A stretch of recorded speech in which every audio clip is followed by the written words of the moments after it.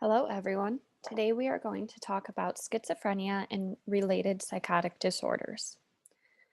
Psychotic spectrum disorders are disorders that involve psychosis, a state of mind in which a person experiences hallucinations, delusions, or disorganized thoughts, speeches, or behaviors. And just like you may hear the autism spectrum disorders, we do have a spectrum of different psychotic disorders that range from being chronic all the way to just one time experiences. The first one that I want to talk about is schizophrenia. Schizophrenia is formally called dementia praecox, and it's a chronic illness that deteriorates and then plateaus with a very low functioning baseline. Based on the DSM-5 diagnosis, someone diagnosed with schizophrenia must have continuous positive and negative symptoms for 1 month with lingering effects for at least 6 months. Positive symptoms of schizophrenia include your hallucinations and your delusions. With hallucinations, we can have visual hallucinations, meaning they're seeing things that are not there, auditory hallucinations, where they're hearing things that are not there, and there's a subtype of auditory hallucinations as well called command auditory hallucinations, and that's when the voices are telling the person to do something or commanding them to do something. Then you have your less common hallucinations, which is your olfactory, involving smell, your gustatory, involving taste, and then you can also see tactile hallucinations. We do see tactile hallucinations in schizophrenia, but we also see it in things like alcohol withdrawal and substance abuse. As far as delusions go, those are fixed beliefs about things that are outside of reality. So there are also different subtypes of delusions, including aromatic delusions, where they it's similar to a somatic delusion, where they believe that their body is deceased, abnormal, or changed when it's not. There's also grandiose delusions, where they have an inflated sense of self capabilities and worth. So they may feel that they have connections to certain celebrities or that they're capable of more than they are. I have had patients before that have a grandiose delusion and believe that they are Einstein, and they'll write a bunch of math equations and words on the whiteboard or the chalkboard, and it'll be totally incoherent. There's also jealous delusions, and that's when the individual believes that their significant other is cheating on them. There's persecutory delusions, where they believe everyone is out to get them. There's paranoid delusions, where they are fearful that something bad is about to be happening. And then there's religious delusions, where they feel that they have a connection to the supernatural that is outside of their typical religious beliefs. Negative symptoms are kind of the opposite. So when we think of positive symptoms, we think about it being in addition to what's actually there. When we look at negative symptoms, it's diminished to what is usually there. So it's having a diminished emotional response. They can have alogia, which is diminished speech, avolition, which is lack of interest or motivation in goal directed behaviors, or anhedonia, which is the inability to experience pleasure in previously enjoyable interactions. They also may have diminished social abilities. They may have diminished energy, and they may have diminished ability to interact with their environment. Then we have our neurocognitive impairments, and this is a third category. And this includes things like disorganized thoughts and disorganized behaviors. So, examples of disorganized thoughts that we see with schizophrenia are confused speech and thinking, echolalia, which is the repetition of another's words repeatedly, almost like a parrot, circumstantiality, where their speech is very detailed and lengthy, loose associations, where there's an absence of normal connection and then sudden shifts in topic. So, a great example of a loose association that I have is we had a group of patients that were hospitalized when the meteor had hit Michigan a few years ago. Prior to the meteor hitting, the patients felt that the food tasted different. So they had associated the change in the taste of food with the meteor hitting Earth. There was no connection between the two, but the patients that had this disorganized thought process found that to be a loose association. Then we have tangential, which is logical but frequent change in direction of conversation. There's flight of ideas, where you have topic changes with each sentence. Word salad, which is stringing words together that don't necessarily make any sense. Then there's neologisms, which is using made up words. Paranoia, which we talked about, it could develop into delusion, but you could also just have paranoid thoughts, which are suspicious thought content. And a lot of times this is connected with hypervigilant behavior. So, hypervigilant behavior is when they are hyper aware of their environment, almost watching it to make sure that nothing bad is going to happen. We also have referential thinking, or also ideas of reference, and that's when they believe that a neutral stimuli may have specific meaning directed towards them. So these are situations where your patient may be watching television and there may be a weight loss commercial, and it may say, "Do you need to lose weight today? Try our product." And the patient may think that the person in the TV is actually speaking directly to them, telling them that they need to lose weight. Then we have autistic thinking, which is a very literal and immediate form of thinking. They often have private rules of logic and reasoning that may seem illogical to others. They can have concrete thinking, which is the inability to think abstractly. Verbigeration, which is purposeless repetition of words or phrases. Metonymic speech, which is using words with similar meaning interchangeably. Then we have clang associations, which is the repetition of words and phrases that sound similar but have no other relation to each other. So, for example, a patient may start speaking and they might say things like sting, bing, ring, sing, cling. Stilted language is another form of disorganized thought, and that is when the patient inappropriately and artificially uses very formal speech. They can have pressured speech, which we also talked about with mania. They can have thought broadcasting, where they believe that they can read others' thoughts or others can read their thoughts. There's thought insertion, which is the belief that someone is placing thoughts in their head, or thought withdrawal, which is the opposite, where they believe someone is removing the thoughts from their head. Or they can have illusions. Illusions are misinterpretations or experiencing external stimuli more than it actually is. So it's somewhat similar to a hallucination, but not quite, because in hallucinations, they believe they're seeing things as existing but don't. Whereas an illusion, they're seeing something that does exist, they're just seeing it differently than what it actually is. Then, for our disorganized behaviors, we often see things like aggression and agitation. The patient can also get catatonic, which is a form of stupor, mutism, posturing, and repetitive behaviors. So, most of the time, it looks like they get stuck like a statue, but they can actually have catatonic excitement where they develop hyperactivity and purposeless activity and abnormal movements with that catatonia. Generally, if our patients have catatonia, if we give them Ativan, it'll completely disappear. Another thing that we see with catatonia is some patients can have what's called waxy flexibility. And this is where if you move their body, their posture is held for an extended period of time like a statue. So you can take their arm and lift it above their head, and their arm will stay above their head in that position. The patients are mentally aware of what's going on, but there's a disconnect between their brain and their body, so they're not able to control their physical body. And this can be very, very, very scary for patients. I had one patient actually describe it as being similar to feeling violated, because there was a group of residents that were all learning about waxy flexibility, and so they were each kind of moving her arms and trying to see how it stayed, and she said that it felt very violating because people were coming in and touching her body and moving her body without her being able to verbalize that she was feeling uncomfortable, because she had lost that mind body connection and she was frozen in that statue like state.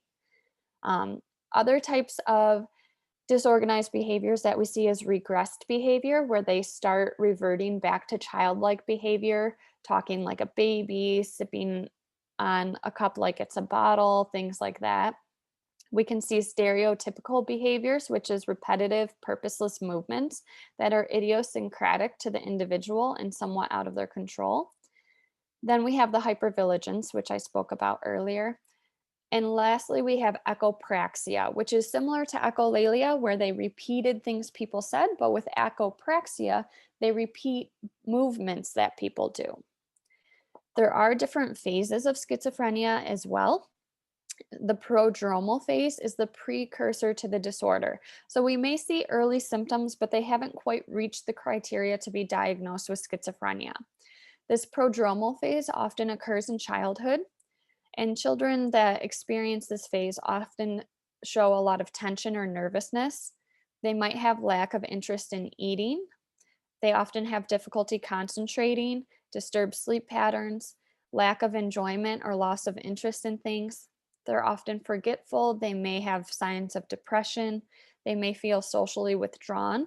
They may often think that people are laughing at them when those people aren't actually laughing at them. They might get overly excited about things and experience hallucinations. They may feel bad or guilty without any provocation, and they often have a lot of religious preoccupation. Then we reach the acute illness phase, and this is when they start experiencing hallucinations and delusions. And the acute illness is a very scary and confusing time for patients. This is often when they may need inpatient hospitalization. They can experience inability to sleep, incoherent conversations with self, aggression, substance use, poor social interactions, and at this time, they're also going to be a high suicide risk. During the acute illness phase, our goal is to decrease any symptoms and start them on medication management. The following stage is a stabilization phase. And so this is when they're on a medication that is working well for them. The medication's effective, and because of that, the symptoms are much less acute.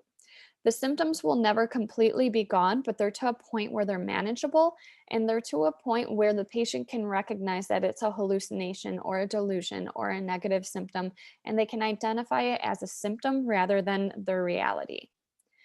Then there's the recovery phase, and this is our ultimate goal. And in order to be considered in the recovery phase of schizophrenia, they need to be medication compliant, maintain a healthy lifestyle, be able to manage stress, be able to develop meaningful relationships, and have their symptoms managed. Um, then the last phase would be the relapse phase, and this is when the patient, oftentimes it's due to either a very stressful situation, substance use, or medication noncompliance, but it's when they regress back to that acute phase.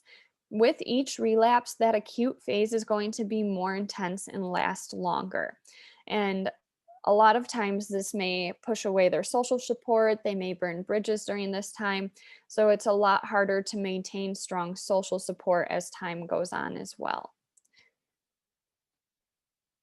So when we talk about the risk factors of schizophrenia, we do see it much more often in the male gender, especially if the patient's mother has been diagnosed with schizotypal personality disorder. While it is more common in males, we do know that females that are diagnosed with schizophrenia often have poor prognosis. It is believed to be caused by early neurogenic problems, which could have a genetic component. We do know that a lot of first degree relatives with the disorder increases their other relatives by developing schizophrenia by tenfold. We also know that it tends to be more common in individuals of migrant status. It's more common in individuals that have an older father. Cannabis use is a very strong risk factor as well. This is the most common trigger for the first psychotic break in young adult males that have either the genetic predisposition for schizophrenia or the actual diagnosis. Having prenatal complications like exposure to Toxoplasma gondii or poor nutrition during the prenatal period can develop in the infant having schizophrenia as well. Being of urban rearing, and it most commonly starts in males during the ages of 18 to 25 and during the ages of 25 to 35 for females. It is very rare in children, But the symptoms of schizophrenia are actually very, very similar to autism. So there's a lot of speculation that a lot of children with schizophrenia may actually be misdiagnosed as having autism. And we do often see the diagnosis of both in children that have schizophrenia. Um, Oftentimes, comorbidities that we see alongside schizophrenia include tuberculosis, HIV, and this may be, as well as hepatitis B and C, and this may be attributed to the fact that there is a very significant drug use in individuals that have schizophrenia. And there's a very unclear um, direction as to which comes first. Does the substance use lead to symptoms of schizophrenia, or do people often turn to substance use to try and cope with the intense fear and discomfort that schizophrenia can cause? A lot of times we also see that people with schizophrenia have osteoporosis and poor dentation. This may be related to metabolic issues that are going on. It can also be related to the fact that a lot of times individuals that are in the phase of schizophrenia may have difficulty caring for themselves and following their ADLs and hygiene. These individuals will also often have reduced sensitivity and sexual function. They may have OB complications, which may partly be due to having poor self care during pregnancy, substance use, or disorganized behaviors that can create a toxic environment for the child. We may see heart problems that coincide. We often see obesity as well, and this is mostly due to the antipsychotics. Antipsychotics can cause significant weight gain, and with that weight gain, we also see that a lot of individuals that take antipsychotics develop diabetes. This Because of this, we'll often prescribe individuals that are taking an antipsychotic metformin because studies have shown that that may reduce weight gain as well as the risk of developing diabetes. Other comorbidities include metabolic syndrome, polydipsia, depression, substance use, and hyperprolactinemia. And this is the development of lactation and growth of breast tissue in males. And we most commonly see this as a side effect to antipsychotics. In particular, we see it with Risperdal. So, why does schizophrenia develop? There's a lot of different theories behind it. The most accepted theory is that you have a biological component like that genetics and an environmental stressor that triggers that. So, for example, cannabis or marijuana is a huge trigger for individuals that may have that genetic predisposition. Biological theories is that individuals that have a larger lateral and third ventricle are more likely to develop schizophrenia. Individuals that have a total brain volume less than normal, individuals with a smaller thalamus and medial temporal lobe structures. So that's like your hippocampus, your superior temporal and prefrontal cortexes. As I mentioned, there's believed to be a family component and genetic component. Having altered dopamine transition that can lead to low dopamine levels is a theory as to how it develops. Having a viral infection that limits neurological development during the fetal stages, having a brain metabolism that is faster on the left side of the brain and in the left temporal lobe than the right side, having hypofrontality, which is reduced cerebral blood flow and glucose metabolism in the frontal cortex and the prefrontal cortex, and also having a hyperactive limbic system. Psychologically, factors that are believed to lead to the development of schizophrenia include having increased stress due to the absence of good, affordable, and supportive housing. Um, we do know that there is a high level of schizophrenia in the homeless population. So there's a theory that something in the development of schizophrenia may also lead to homelessness, or the opposite, that the stressors in homelessness could lead to the development of schizophrenia. And we also know that isolation due to having poor social support can lead to increased symptoms and poor prognosis for our patients with schizophrenia. So, as far as our interventions go, we're always going to want to establish a therapeutic relationship. We always want to be recovery oriented in our approach to our interventions. And as with other disorders, we really want to make sure that we're having great interdisciplinary collaboration. Having good interdisciplinary communication can create better outcomes, expand patient social support, and help better coordinate their care and recovery.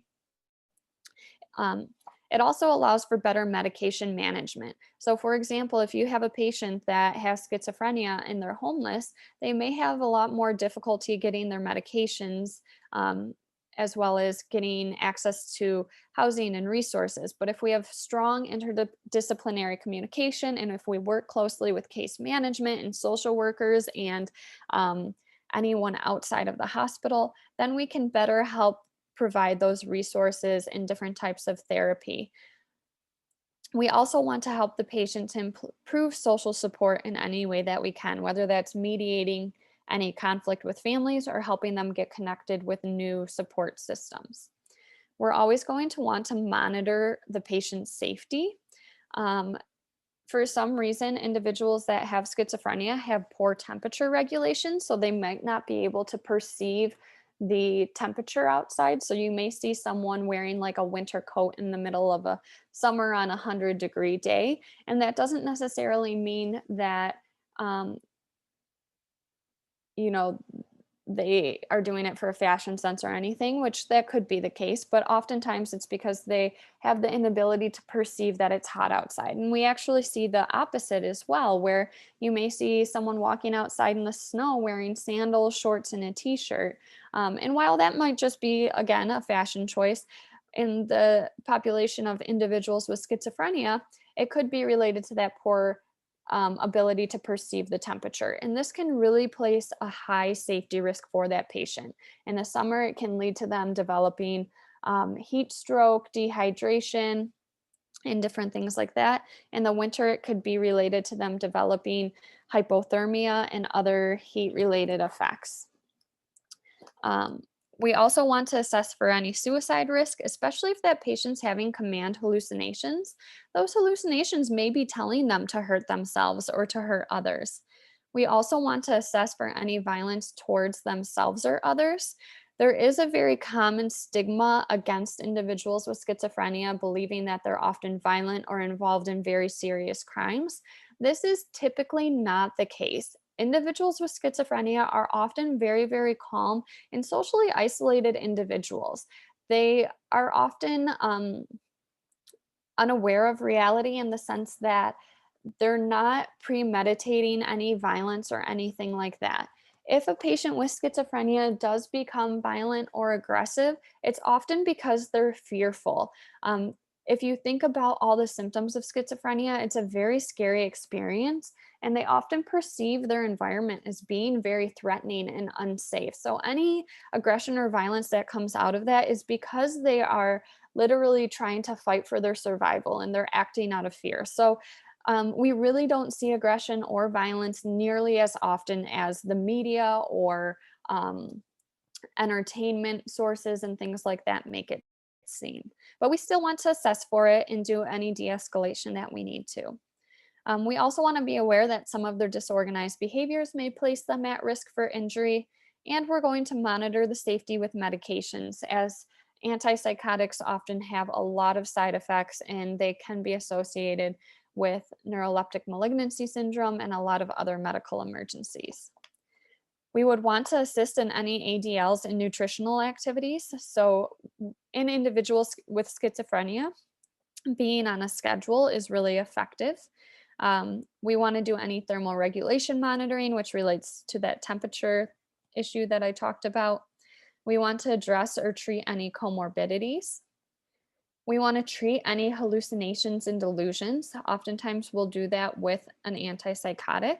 So, in order to tell if a patient's hallucinating, we may notice things like they pause in the middle of conversation and appear to be listening to something else.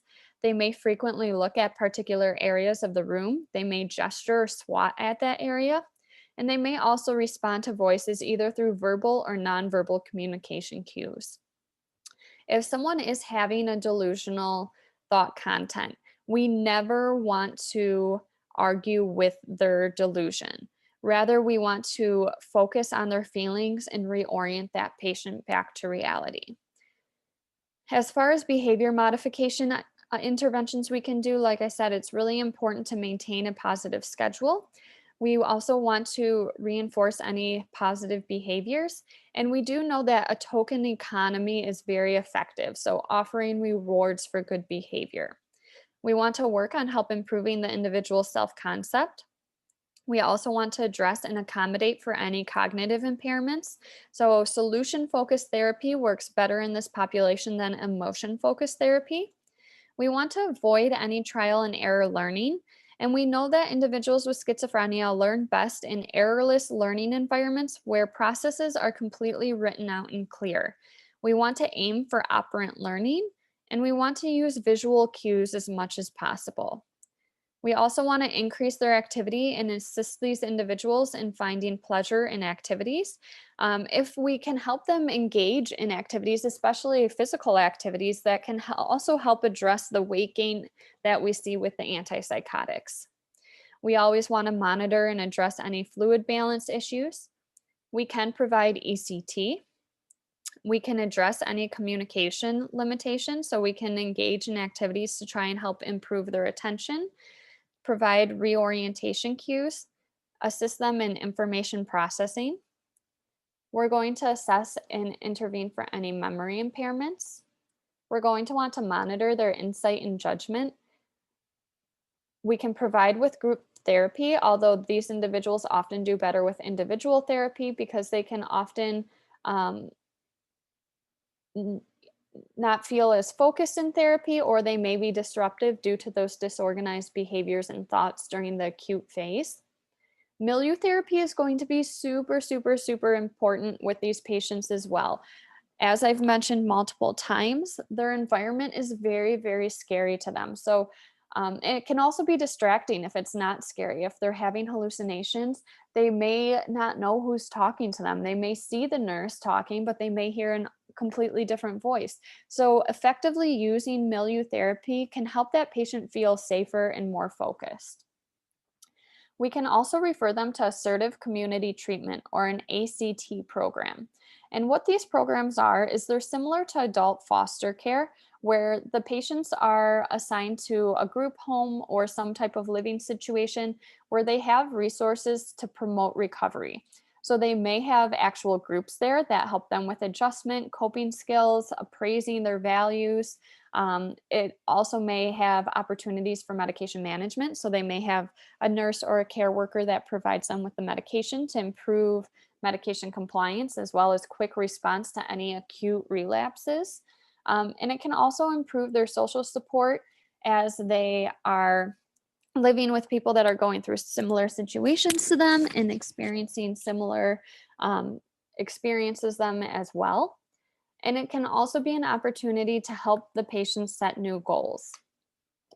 A lot of times these group homes have differing variety of resources available. It may be a closed group home where the patients don't have as much freedom to come and go, or it can be open where the patients live there, but they can still leave and go to work. They can still leave and enjoy their environment, enjoy their social support, and things like that. We're also going to want to address any treatment compliance issues and any family support issues that we may see. If the patient is using substances, we would want to treat that as well. We do know that individuals with schizophrenia have a life expectancy of 10 years less than the average population.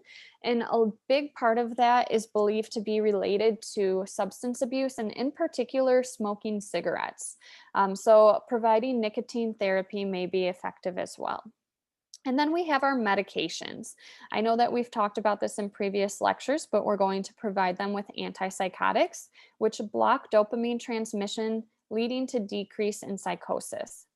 There are first generation antipsychotics, such as Haldol and Thorazine, that treat only the positive symptoms and don't treat the negative symptoms. The side effects on first generation antipsychotics are much more severe than second generation. But they are very effective in reducing agitation. So oftentimes when we see these medications used, it is for patients that have not responded very well to other medications or have had their illness for long enough that their symptoms have become so severe, or if they have developed any type of agitation. And so, because of this, we often use the first generations as PRN medications, where our second generation antipsychotics are more for regular treatment. The second generation antipsychotics treat both negative and positive symptoms, and they do have less side effects than first generations. However, those side effects are still very, very severe, especially in relation to other types of medications. So, examples of second generation antipsychotics include Risperdal. Some things to know about Risperdal is it can cause breast growth and lactation. It can also be given as a PRN to help control any psychotic symptoms or aggression.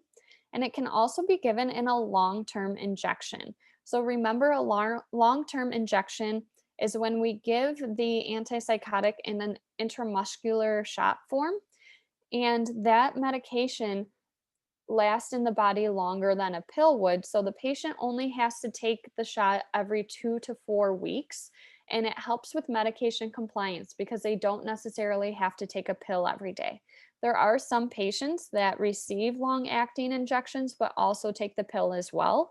And in those patients, we really, really want to be extra careful in assessing for any side effects or development of NMS or anticholinergic crisis.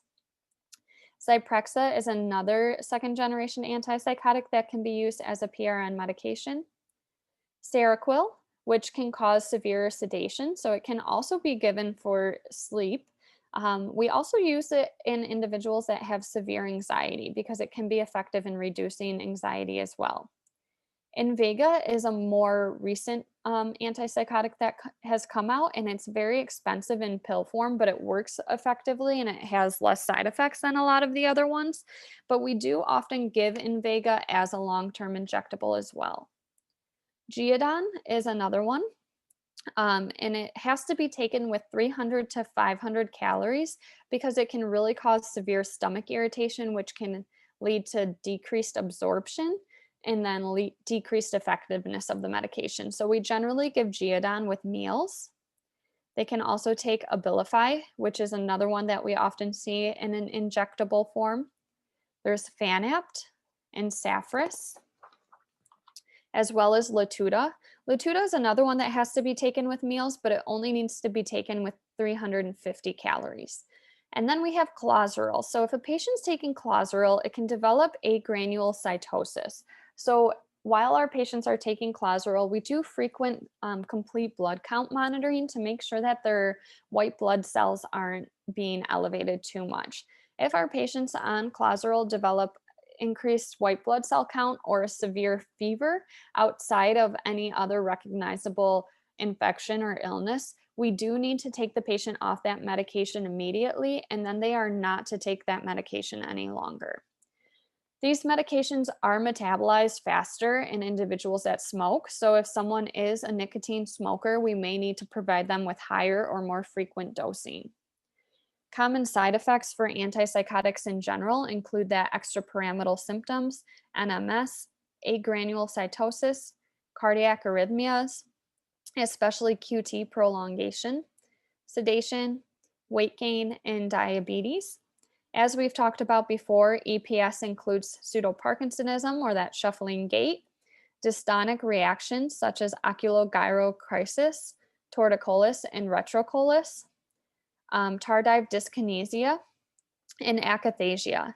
We can treat TD, the pseudoparkinsonism, and the dystonic reactions with Benadryl or Cogentin, whereas we would treat the akathisia with propranolol.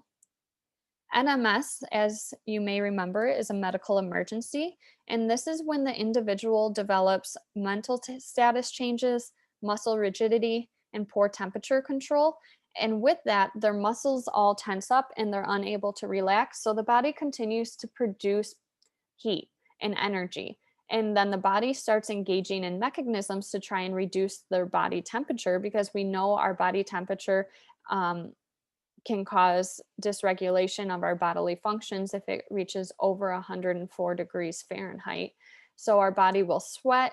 The patient may start to shake and shiver, trying to reduce that body temperature. But since those muscles cannot relax, it ends up being ineffective, and it can lead to the patient going into a coma or developing seizures, and it can lead to death.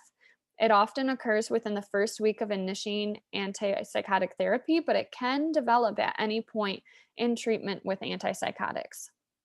To treat it, we would give Benadryl or a dopamine agonist, such as muscle relaxants or bromocriptine. We can also use cooling blankets and improve their hydration.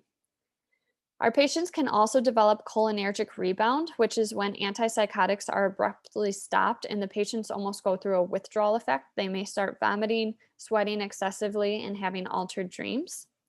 They can also develop anticholinergic crisis, which is delirium related to overdose of atropine, scopolamine, or belladonna. And in this, we see increased anticholinergic effects such as dry mouth, increased temperature, dilated pupils, poor vision, increased heart rate, constipation, urinary retention, and hyper or hypotension. It can also cause speech difficulty and seizures. Um, and the acronym that we use for identifying anticholinergic crisis is hot as a hare, blind as a bat, mad as a hatter, dry as a bone. It generally lasts about 3 days, but it can develop into a coma as well. And it's treated with gastric lavage, charcoal therapy, catharsis, and a medication called physiostigmine. A lot of the side effects in with taking antipsychotics can be measured using different scales. So we have the dyskinesia identification system, which is acronymed as DISCUS. We can also use the Simpson-Agnes rating scale or the abnormal involuntary movement scale, which is the AIMS test. And all of those are used to determine the degree of side effects that the individual may be having. It takes about 1 to 2 weeks before the medications really start to work and the symptoms start to improve.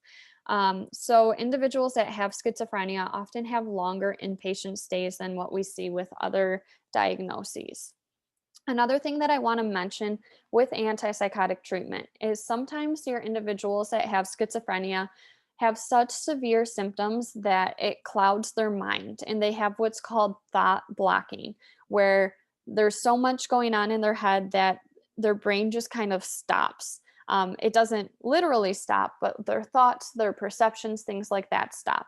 So they may not be showing too many symptoms. And when you have conversations with them, they're able to have a good conversation if it's reflexive questions like, how are you doing today? You just commonly say good. You're used to saying that. So they may not seem as psychotic as they may actually be. But when you start them on the antipsychotic, as their symptoms start to improve and their mind clears up, they may actually appear to be getting worse, and they may start to show more psychotic symptoms than initially. And that's because the medications may be starting to work. And as their mind clears up, they have a greater capacity to really show what's going on there. So we almost see like a bell curve in symptoms. And then as they continue medication further, we then start to see the decrease in the symptoms. So, other types of psychotic related disorders include schizoaffective disorder. This is a continuous psychotic experience with intermittent mood episodes. And for any variety of reasons, it's not often covered by insurances. And so it's a diagnosis that we don't often see used anymore. Um, you may see individuals diagnosed with schizophrenia with mood involvement or bipolar disorder with psychotic features. Either one of those is schizoaffective disorder. And with schizoaffective disorder, we see two symptoms of the following for more than 1 month at a time. And it can be delusions, hallucinations, those disorganized speech and thoughts, disorganized behaviors, and the negative symptoms of schizophrenia. So basically, what it is it's a combination of the positive symptoms of schizophrenia with the energy that we see in mania. Individuals with schizophrenia do have the greatest risk for assaultive behaviors when we compare it to other psychiatric related disorders. That does not mean that individuals with schizoaffective disorder become assaultive, or that this disorder makes them more likely to be or aggressive or assaultive than other individuals. But out of all the psychotic disorders, that combination of the hallucinations and the energy of mania does place them at the greatest risk for assault.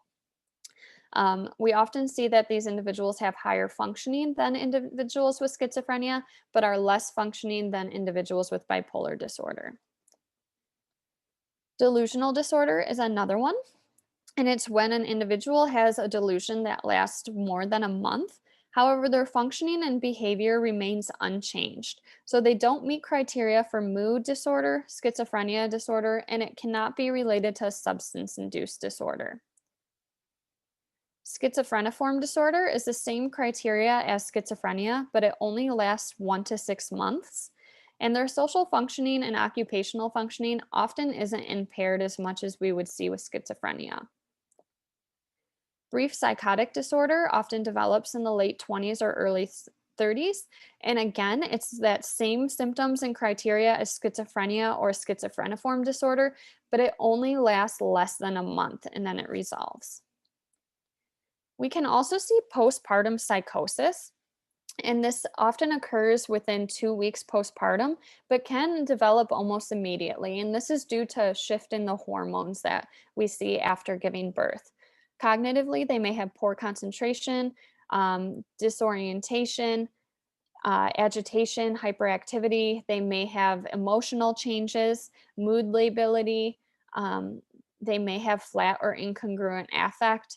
Speech may seem incoherent, rambling. They may develop any of those other disorganized thought processes that we see with schizophrenia.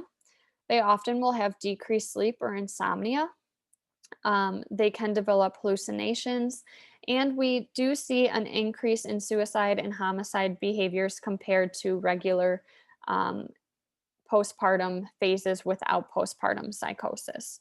So during this time, our main priority is maintaining safety of both the mother and the baby. Um, then we have substance-induced psychosis. So this can lead to schizophrenia if it continues. It's the most common form of psychosis that we see in young adults. And family consideration and family care is very important when we have substance-induced psychosis. It's really important that we maintain good social support and prevent development of more severe substance or psychotic-related disorders. And the substances that most commonly cause psychosis are cannabis, phencyclidine, hallucinogens, inhalants, sedatives, hypnotics, and anxiolytics, amphetamines, and cocaine. So now we're going to talk about sleep and wake disorders. The reason that we talk about this with psychotic disorders is because it's very common in psychosis to have difficulties with sleep.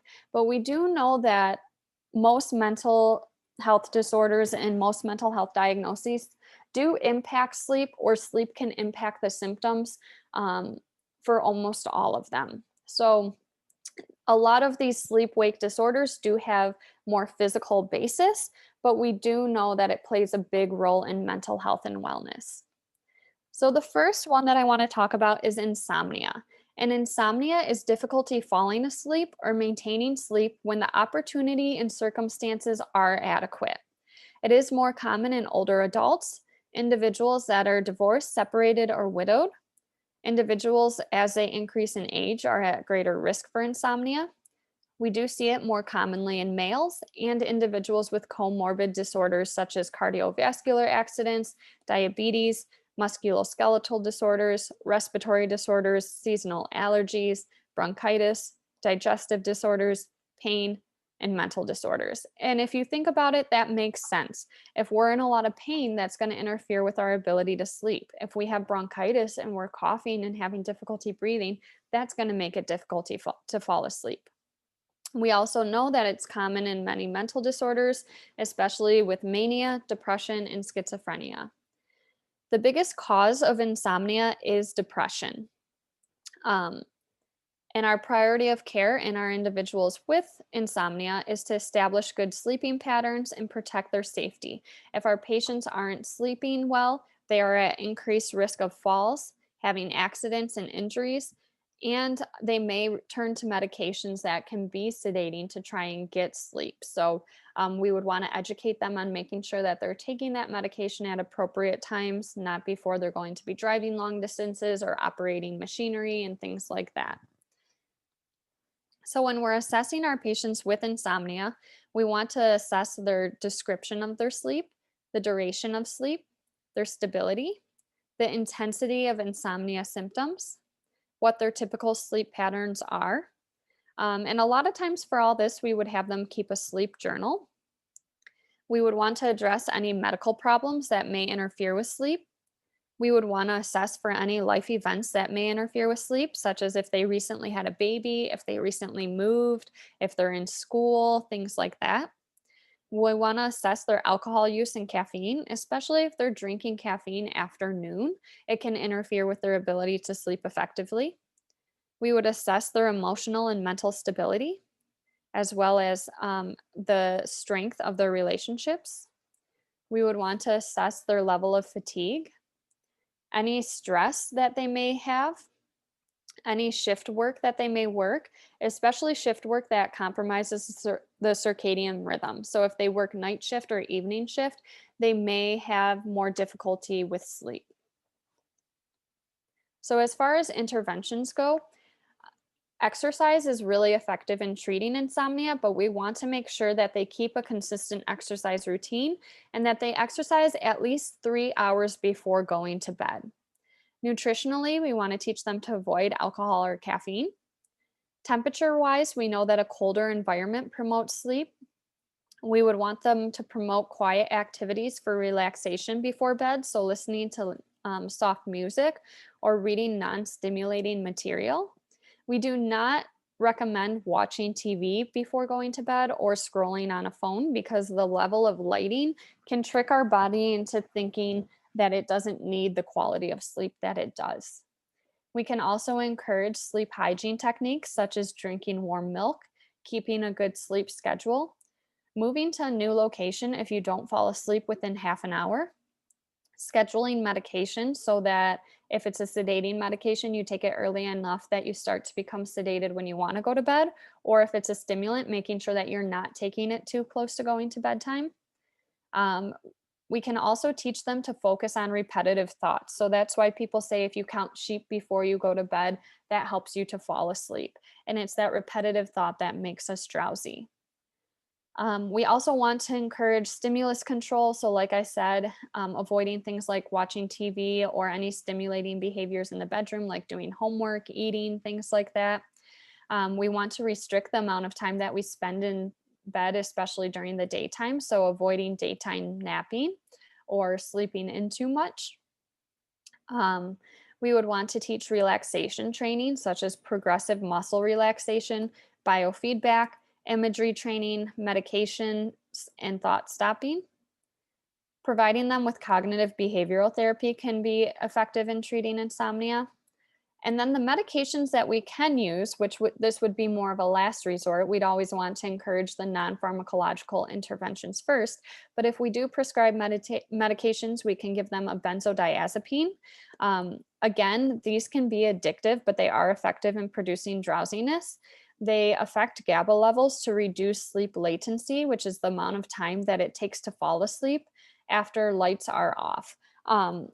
Because benzodiazepines can cause withdrawal, they interact with things like alcohol, they can cause severe sedation. We typically do not recommend benzodiazepines for daily use.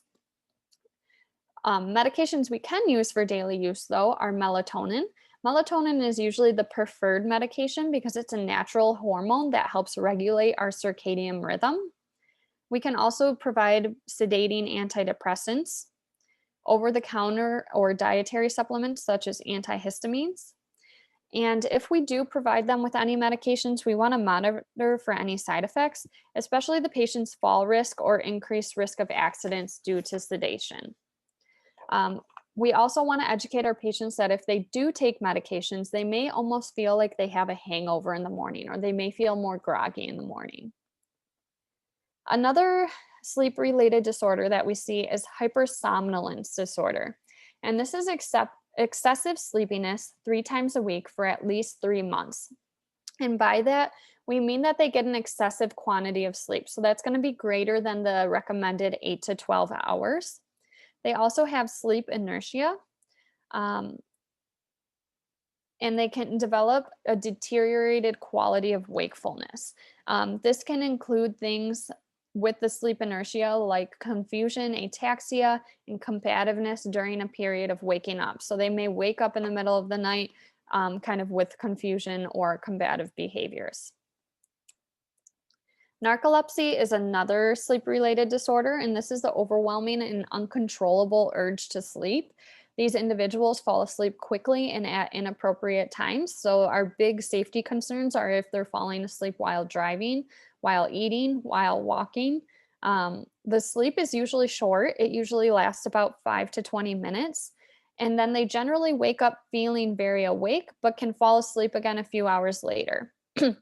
They may also have uh, frequent dreaming during this time as well. So again, our main safety concern are preventing accidents, choking, falls, things like that. Our treatment for narcolepsy is to provide them with a stimulant medication. Our breathing related disorders can lead to sleep related disorders like obstructive sleep apnea, central sleep apnea, and sleep related hypoventilation. All of these can cause decreased oxygenation, which decrease the quality of sleep as well as decreased organ functioning. And symptoms of sleep apnea include snoring, breathing cessation, and daytime sleepiness.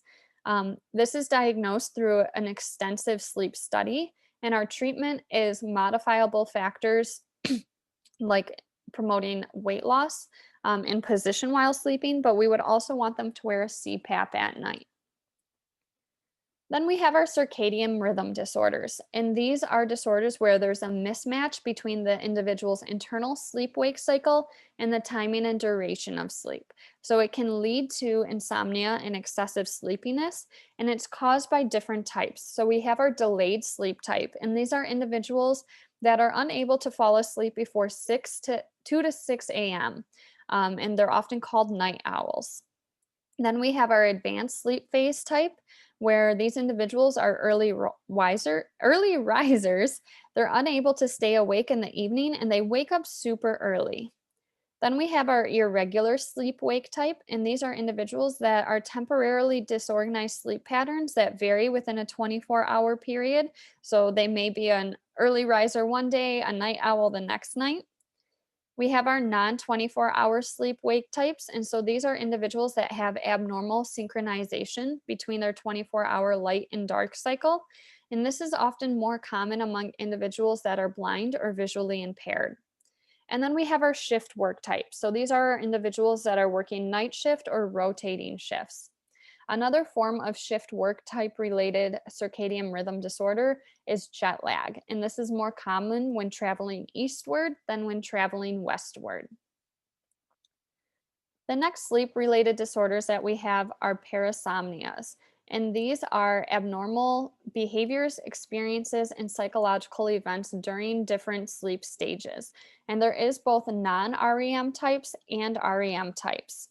So with REM sleep, it is kind of our waking, not our waking stage of sleep, but our active stage of sleep. So during REM, we see rapid eye movement. It's often not restful. It's the time that we see things like dreaming, irregular vital signs, muscle tone depression, increased metabolism. Whereas non REM sleep is slow eye movement. It's our restful sleep, that deep sleep, our um, time where our vital signs are low, our metabolism is decreased. It's a often healing type of sleep. And throughout the night, a non-REM sleep starts to decrease as your REM sleep increases.